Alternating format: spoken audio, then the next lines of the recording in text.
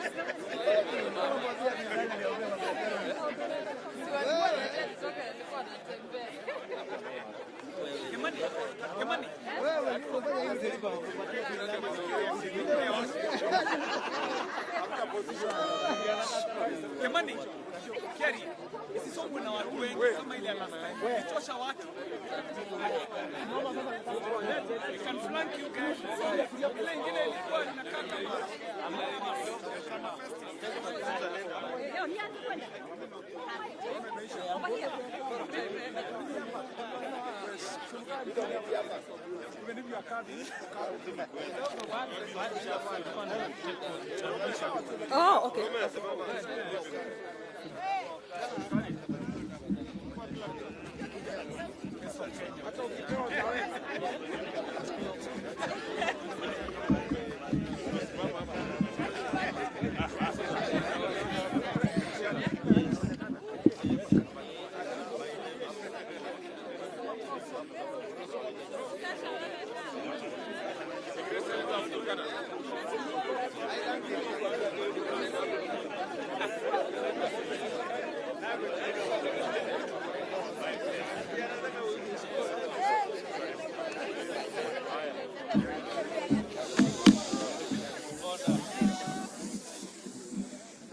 Thank you.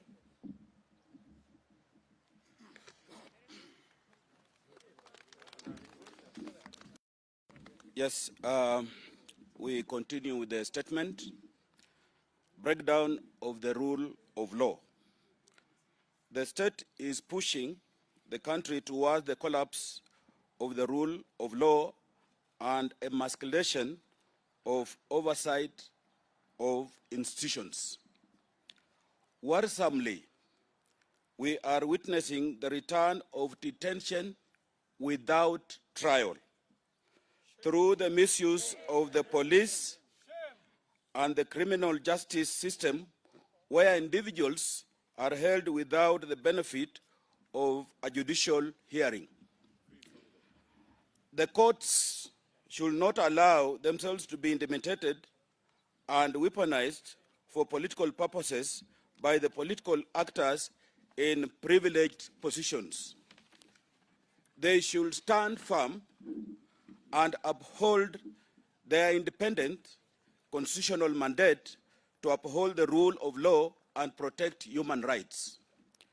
We urge the Chief Justice and the entire Judicial Service Commission to address this worrying trend and safeguard the independence of judiciary.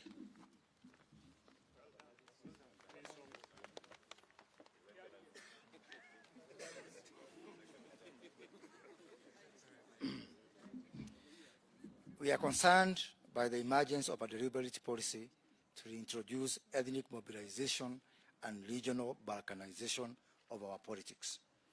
This follows a perverse big tent political model where self-appointed ethnic chiefs are invited to dictate and also eat on behalf of their people. The tragedy of this model is that it makes ethnicity to be the focal point of politics, turning toxic ethnic contestation into the key feature of our democracy. For a long time, the country has yearned for an issue-based political discourse. The Hustler Nation's agenda and platform rest on such a pedestal.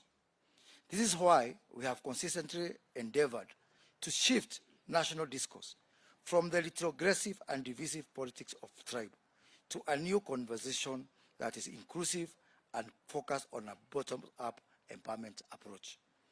It is the only way to meaningfully harness the dividend of democratic governance and realize the promise of shared prosperity. We intend to broaden the base of participation and contribution to nation building and extend the reach of our prosperity. We reaffirm our commitment to focus our political and intellectual energy to this issue-based conversation and shall continue to reject the invitation by our competitors to a narrow, selfish, and visionless agenda based on tribe, regions, and ethnic political kingpins. The Hustler Nation is about empowerment. It is not about power. It is about jobs, not about positions. It is about enterprise, not about entitlement. More importantly, it is a promise of creating possibilities that ensure that every dream stands a chance to become a reality. It is not a contest between the rich and the poor. Every one of us is a hustler in the sense that we've had to overcome so many challenges in life. In this country, so many people for so long are used to a top-down approach. We realize the agony of them trying to get used to a bottoms-up approach. Thank you.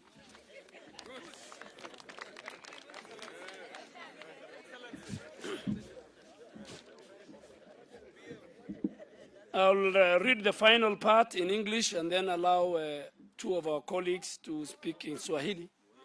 Oh yeah, there's a part. Let me speak about BBI and the referendum. As leaders, we are in touch with the people on a continuous basis and with their needs and aspirations.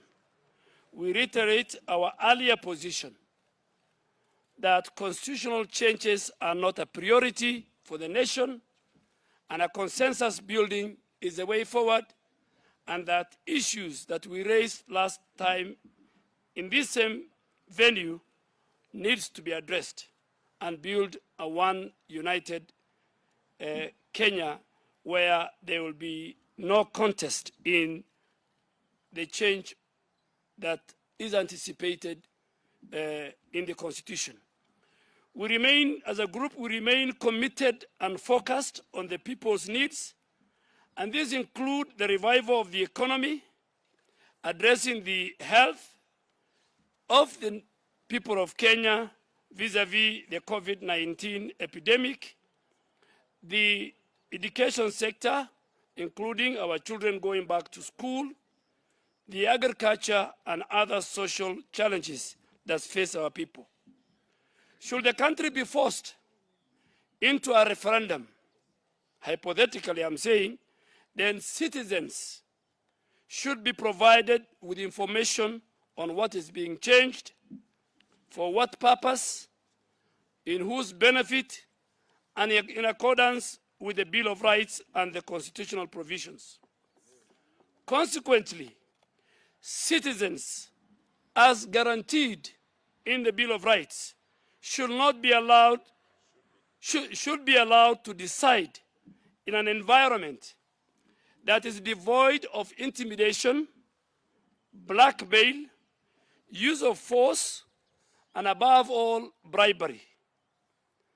Consequently, it has been our position that citizens should be allowed a free choice to vote in a multi-choice referendum where each and everybody is allowed an opportunity to vote in favor of the clauses that benefit the nation as opposed to those clauses that they feel are beneficial to a few elitist political class or leaders that want to sustain both power and privilege in terms of resources for their own good. So we are saying, and we are telling the people of Kenya, that you go to the polls in the event we go to a referendum, and you make a choice based on your own decisions as a nation. So we're telling our competitors and those who are pushing the BBI agenda that if it is in the interest of the people of Kenya, in your opinion, why do you want to use intimidation? Why do you want to blackmail people? Why do you want to use force? Why do you want to detain people? Why do you want to bribe the MCS? Why do you want to use state organs? And I really want to finally urge the third arm of government, the judiciary. We are watching you as legislators, as the people of Kenya. You are the defender of the citizens when they become victims of the executive or the legislature. Thank you very much.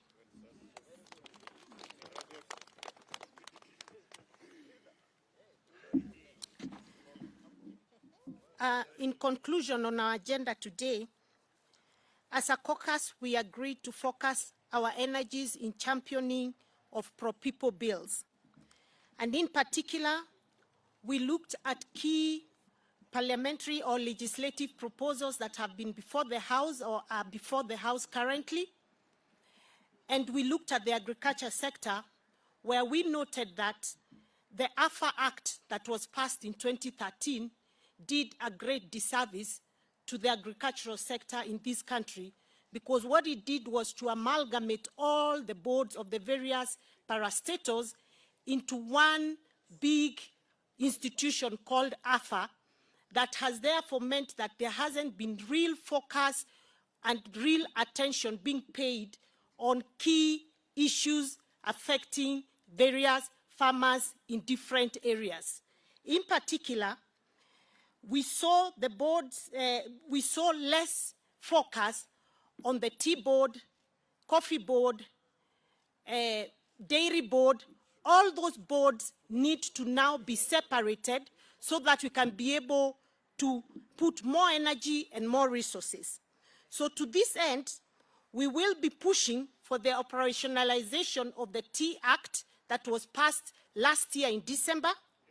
We will be looking at ensuring that the coffee bill, the proposed coffee bill, sugar bill, crops amendment bill that in particular looks at cashew nuts, coconut, and bixa.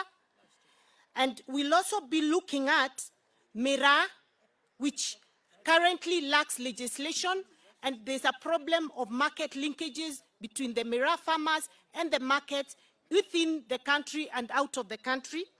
We'll also be looking at livestock to ensure that there's proper legislation around livestock and market linkages of the same. And we will be looking at the nuts and oil bill that is being proposed so that we can be able especially to give more support to our farmers in coastal area, in particular those that are dealing with coconut, cashew nuts, and also macadamia across the country. So those are some of the things that we'll be looking at going forward. And we have also discussed the whole issue of unemployment. And you know that as members of parliament, we believe that it is time to start thinking about using a bottom-up approach in the policies that we make as a nation. And we know that many people are challenging what is this whole narrative that we have for the hustler nation.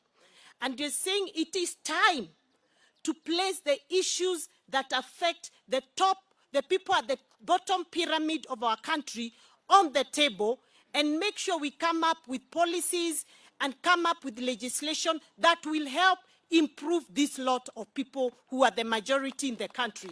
That is what it means for us to push the narrative of the hustler. And so you're going to be seeing a lot of pro-hustler proposals and legislation coming before the House. We'll be looking at how we can create more employment for the people that are at the bottom pyramid. We'll be looking at how we can improve the skills of those people and ensure that they can earn a decent living going forward. So that will be the most important agenda for us. And you'll expect that we'll use our numerical strength to make this happen, because we have the numbers, as you can see. And we are asking the rest of the members of parliament to support us in this critical agenda. In conclusion, as leaders from diverse backgrounds, we reaffirm our commitment to pursuing the peaceful coexistence of all our people, building on our national unity, revitalizing the economy, and promoting a democratic culture of issue-based politics. Thank you, ladies and gentlemen.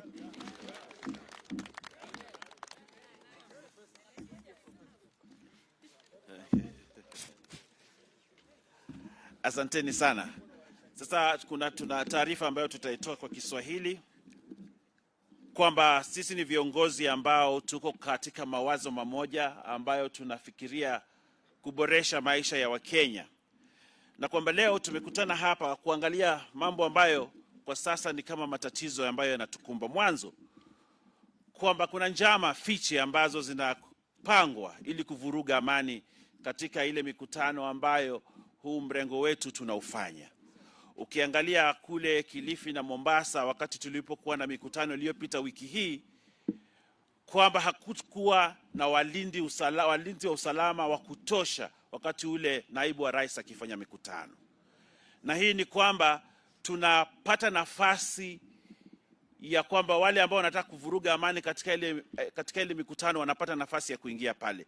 Ya pili, kwamba wajumbe wetu wengi sasa wamepokonywa wale walinzi wao, na kwamba hawa sasa wako katika hatari, na kwamba wale ambao wanapanga njama ya kuvuruga amani katika ile mkutano alafu baadaye waje walaumu wale wafuasi wa Hustler Nation ndio wanapata nafasi kuingia pale. Kwa hiyo tunaambia Inspector General wa Police kwamba ni kazi yake ya kikatiba ya kutoa usalama katika mikutano yote ambayo naibu wa rais na hawa wabunge na viongozi ambao tuko nao katika mikutano yao. Hiyo ni kazi yake kikatiba na lazima aifanye kama vile katiba inasema. Asibague hawa wale. Manake katiba haikumwambia abague. Yeye lazima atoe usalama kwa kila mtu. Na hiyo sio tafadhali. La muhimu tena ni kwamba sisi kama jamii ya Hustler Nation na vile tukiongea na watu wetu kule, tunasema kwamba hatutaki taifa la Kenya lirudi katika ile miaka ya 60 na 70 na 80. Kwamba hayo mambo yamepitwa na wakati. Demokrasia Kenya imeimarika. Kwa hiyo lazima taifa la Kenya liendelee mbele na amani, na hatutaki kurudi katika zile siku za nyuma za giza ambazo zilitatiza Wakenya wengi. Sasa tunapiga kusonga mbele, sio kurudi nyuma kama Wakenya.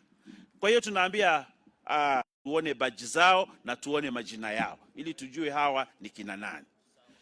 Pia tunataka kuongezea kwamba kama taifa la Kenya na sisi kama viongozi,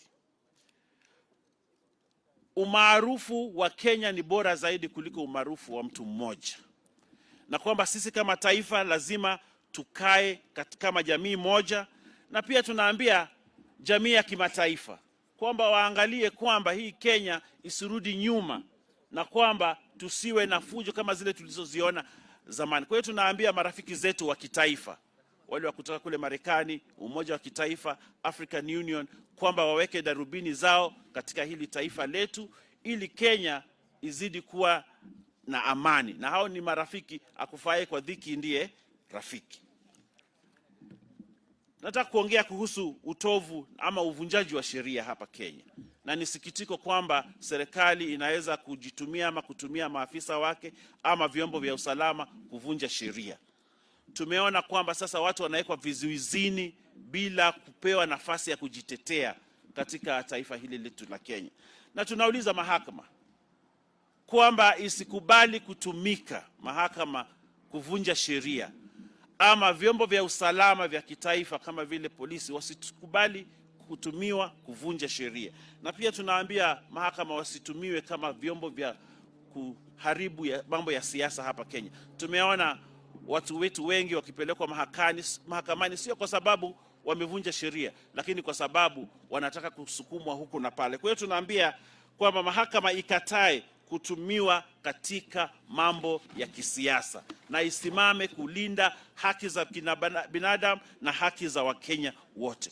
Kwa hiyo tunawaomba sana mahakama wasimame na sheria na wasimame na ule mkataba ambao tuliwekeana Wakenya katika ile sheria kuu ya Kenya.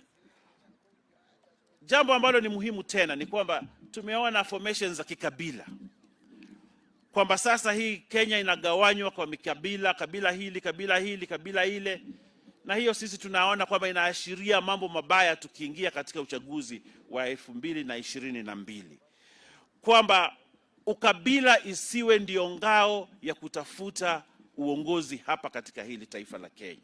Na wale ambao wanatafuta ukabila kama nguzo yao ya kutafuta uongozi, tunawaombea washindwe katika jina la Yesu. Kwamba hili taifa la Kenya sasa sisi tunataka kumaliza mambo ya ukabila, tunataka kuangalia Mkenya kama Mkenya. Wakenya wale maskini ambao hawana nafasi wapewe nafasi ya kupanda juu, waendelee na maisha bora zaidi. Tumeona hapa Kenya watu walikuwa maskini wamepanda polepole mpaka wamefika pale sasa wanaheshimika na wametoka katika uchochole. Lakini tukitumia mambo ya ukabila tunatafuta nafasi kubwa za uongozi kwa watu kidogo na kuacha wale maelfu wa Kenya wakiwa pale chini. Kwa hiyo tunataka kusema kwamba sisi tunaona kwamba watu wote ni wa Kenya na sio watu wa kabila hili na wa kabila hili. Sisi tunataka kutoa watu katika umaskini na katika ule uchochole wapande pale juu, na hiyo ndio philosophy ya Hustler Nation.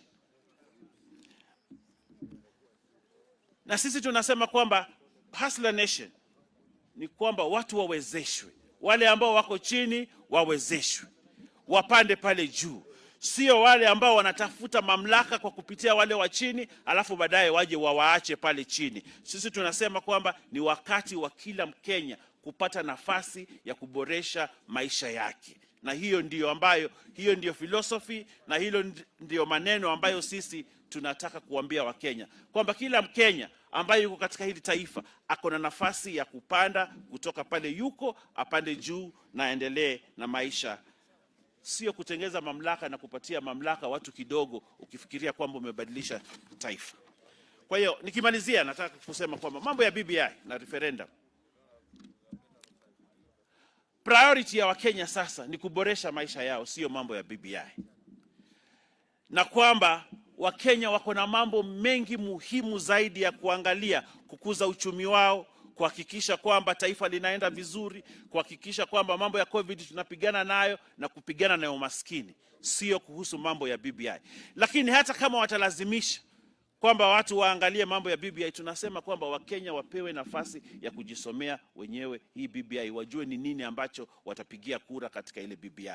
Na pia kusema kwamba tunataka hayo maoni ya BBI yaorodheshwe na kila Mkenya apewe nafasi ya kuchagua lile analotaka, apige tiki ile ambayo anataka, ile ambayo hataki apige wrong, ili kila Mkenya awe na nafasi. Yale ambayo hayataki, yale ambayo hakubaliani nayo aachane nayo, yule anakubaliana nayo abebe, tuende mbele kama taifa la Kenya. Kwa hiyo tunasema kwamba Wakenya wawezeshwe. Kama BBI lazima ipite, na vile tunaona watu wanalazimisha, basi wapewe nafasi ya kujichagulia yale wanataka na yale ambayo wanayakataa. Nikimalizia, nataka kusema kwamba kama viongozi ambao tumetoka katika fikra moja na fikra ambazo zinafikiria kupeleka Wakenya mbele, sisi tunataka amani katika hili taifa la Kenya.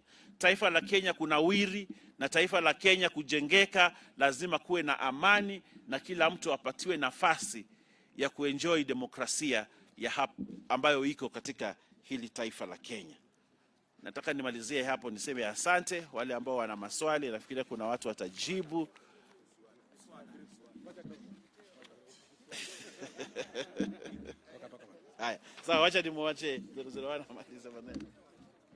We also discuss the unfortunate utterances from one Junet Mohammed, bordering on incitement and hate speech against a person with disability. And these have been a trend, and we know and we have witnessed in our neighboring countries. Such trends, when they start, then persons with disabilities are sacrificed for witchcraft and sorcery. And it cannot be a coincidence that we have lost one Christopher Nderito just last week through a road accident by a GK car, and yet the police spokesperson denied knowledge of that GK car, Yet we know every GK car have a work permit that show who is in the car and where is the car going to and who is the driver. We have also lost a girl with cerebral palsy, 12 years old, in Isiolo, called Nimo Nabale, after being raped and killed and body mutilated. So we have also discussed the issue of persons with disabilities. And we condemn such utterances from leaders. Thank you.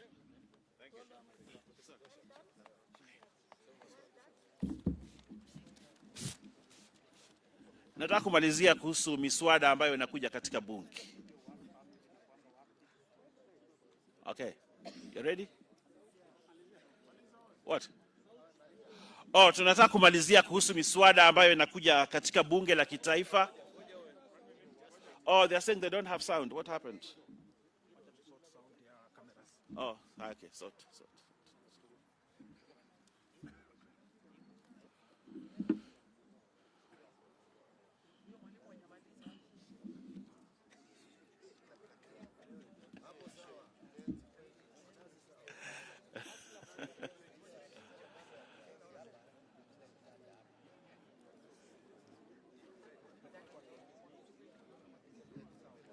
Sound sawa bado?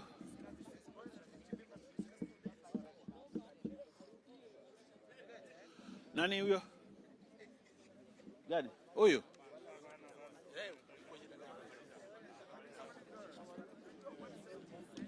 Sauti mmepata? Bado?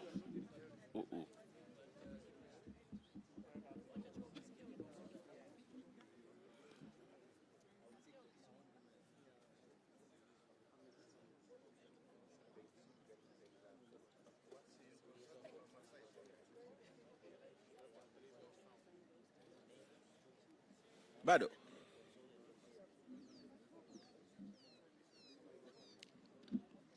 Mic check. Bado sound. Wow.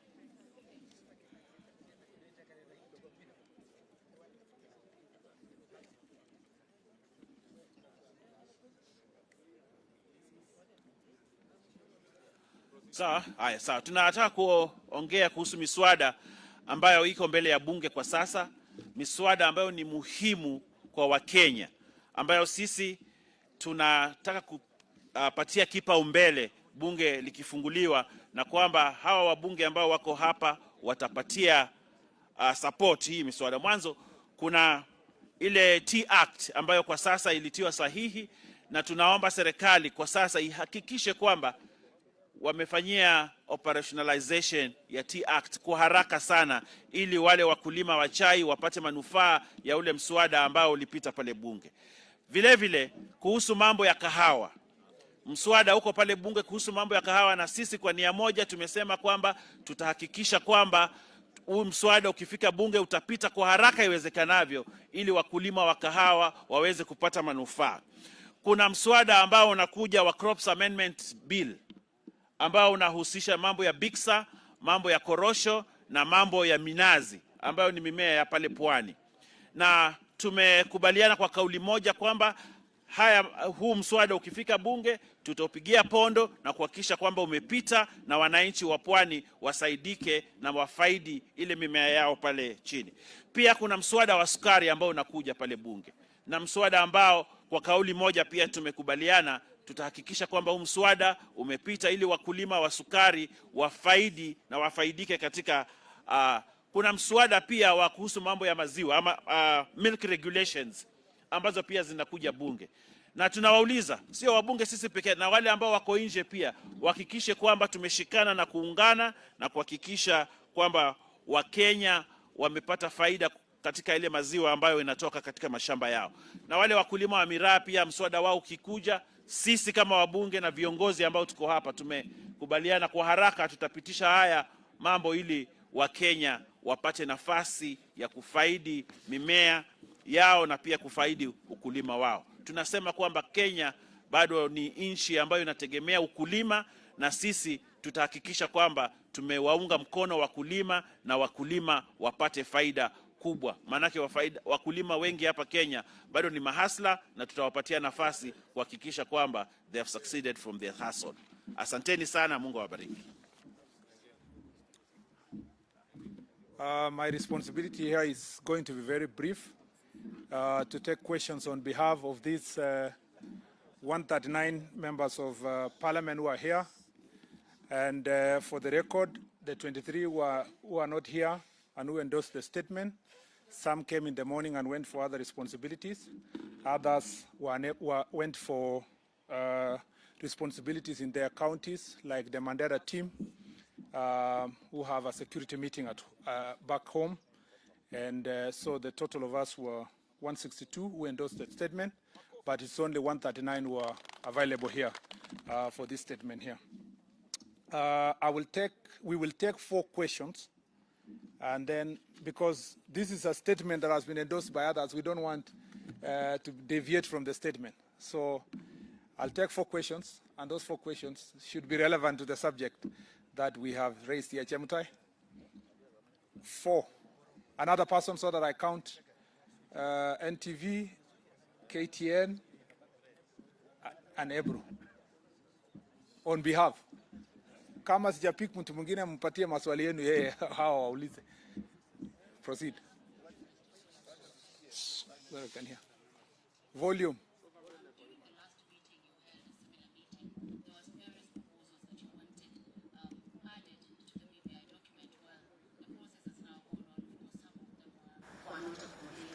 And now with the process having moved to the assemblies, my question would have been to the Deputy President himself. What is your message to the county assemblies that are leaning towards you, the MCAs as they go to vote? Should they support it? Should they reject it, even as you continue to agitate for multiple church referendums? Thank you. Second question. Good afternoon, Majority. Good afternoon. Karibu. My name is Kevin Murray. Of course, we know you, Murray. Proceed. You seem to be popular behind here. Now, on the question on the allegations that have been raised with regards to the attempts on all of you, and most likely, and also the Deputy President, probably if you're sharing the list as you've shared with authorities, we also want to share that with us, because some of them are very grave and they will need some substantiation. Thank you. On the security issues. Okay. Eliphas? My name is Jeff Kirui, sorry. My question is regarding Parliament is expected to resume tomorrow, and there are 2 bills which are actually crucial in this BBI exercise. That is the referendum bill by JOIC and the referendum bill by the data. What exactly is your position on those 2 bills moving forward? What is your position now that you say that you're going to focus on bills that are relevant to the common knowledge? The last one.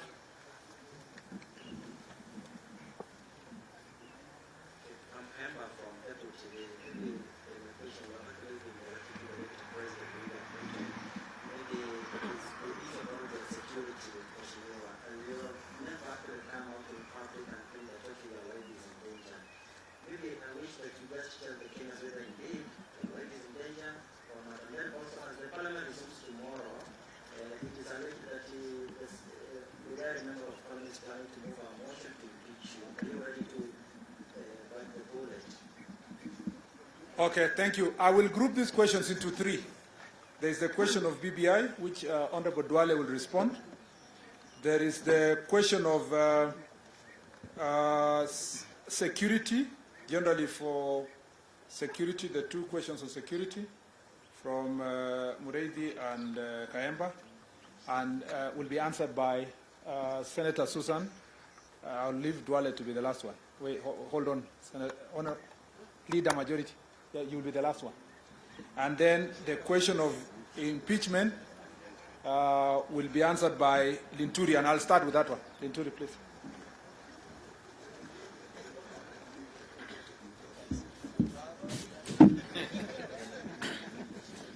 Yeah,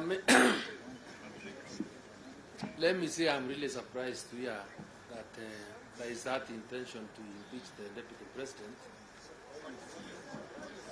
I'm saying I'm really surprised to hear that there is somebody who wants to bring an impeachment motion against the president.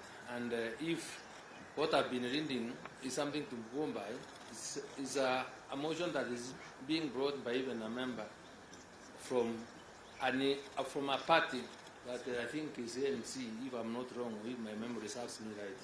But I think the most important thing is, we want to say is let's not be so much speculative. That matter did not come as an agenda for discussion. I think the best thing to do, how to approach the matter is, we'll have to wait. If there is anybody who wants to bring it, let him bring it on. And I think when it finds its way on the floor of the House, then the members of Parliament will deal with it as at that time. So for now, I don't think it's anything that really worries us as a caucus or as a team. Thank you. On the question of security, I will request Honorable Ali Swaume to respond.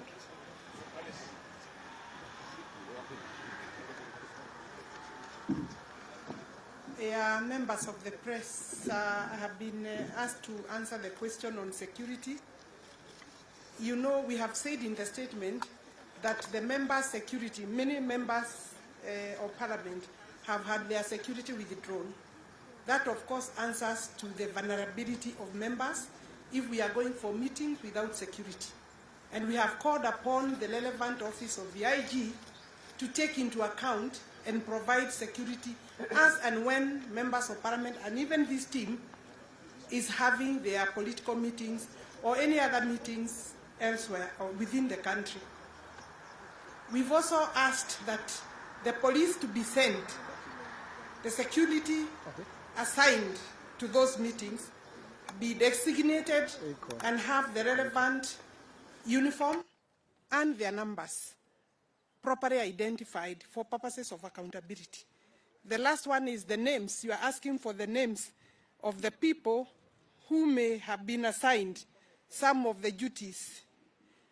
Obviously, we have, you know that if we were to give you the names, then we would be preempting the investigations, and the relevant officers have been given the necessary full details and information of those people, and we have also called for the disbandment of the unit. I think that has been answered, including the security of His Excellency the Deputy President.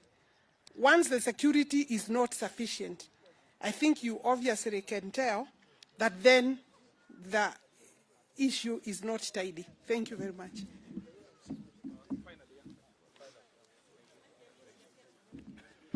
I have two issues, or three issues to answer. One, let me help my brother Linturi on the matter of impeachment. An impeachment of a deputy president, from my experience as a former leader of majority, who was there when Amos Kimunya was impeached, who was there when Moses Wetangula was impeached, who was there when Minister Kaimenyi survived. I was there when the process of impeaching Anne Waiguru was there. It's not a birthday party. It's not a walk in the path. And you look at the person who is driving this. You go dissect Ayub Savula. And then you understand that the carrier of the matter doesn't deserve a comment. But let me tell you for free. Let me tell you for free. And I want to tell them and dare them. I want to dare them. Let them not discuss the impeachment of the deputy president in bars, in funerals, in the apartments of their girlfriends. Let them bring it to the floor of the House, starting tomorrow, Tuesday, when the House resumes. So we dare them, whether, here, we are telling them, all of them, the ODM, the ANC, the Wiper, the Kelewekes, please go sit somewhere, bring the impeachment. We are ready for you. On the issue of BBI, we said it's not our priority, it's not a priority for the country. We have said it that consensus is the root so that we don't have a divisive referendum that divides the country. But our competitors are the architects of ethnic mobilization, ethnic and regional balkanization. Their intention is to divide the country. And we are telling them, whether you bribe the MCS, whether you do it, ultimately, and that's why it's called a popular initiative under Article 250, I think, 1 of the Constitution. It is popular initiative because it belongs to the people. It doesn't belong to IBC, it doesn't belong to the MCS, and we are saying, if worst comes to the worst, give the people of Kenya their democratic right to choose from the menu that the people of Northern Kenya can choose, the people of Mount Kenya can choose, the people of Nairobi can choose, the people of the Rift and Western and Nyanza can choose. Do not force people on an item that they have a constitutional right, which is called a popular initiative. I think the final question was on the bills before the House. There are two bills before the House on referendum law. One is with the COIC, chaired by Honorable Kioni, and the other one is with the JLAC, chaired by Honorable Muturi Kigano. The Speaker made a communication that ultimately he doesn't want to have two parallel bills. So when we go back, that is a function of the House Business Committee, that's a function of the committees. When those bills come to the floor of the House, as a group, we will make our position known both in the second reading and in the third reading, in both houses.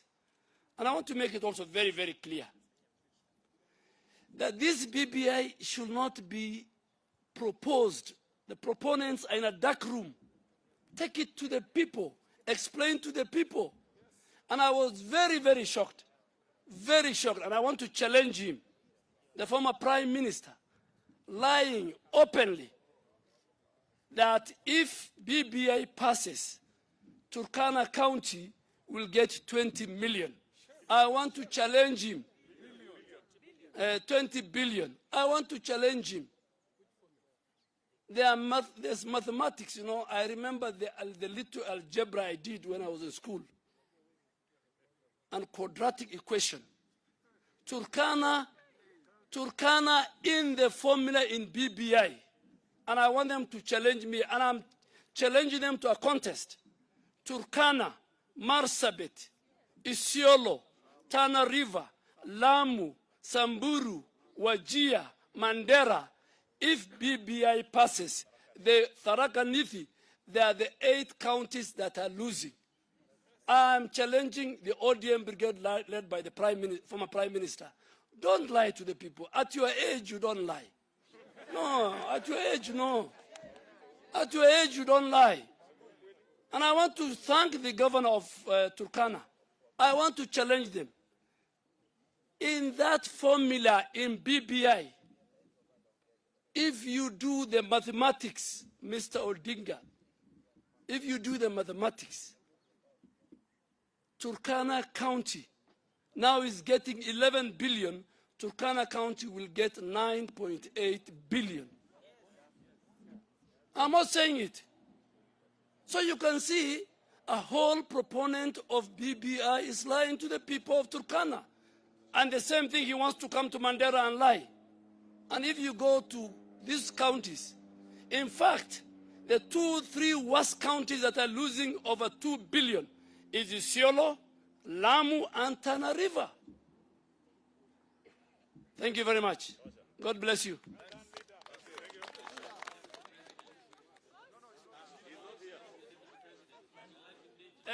the Deputy President, his spokespeople have spoken.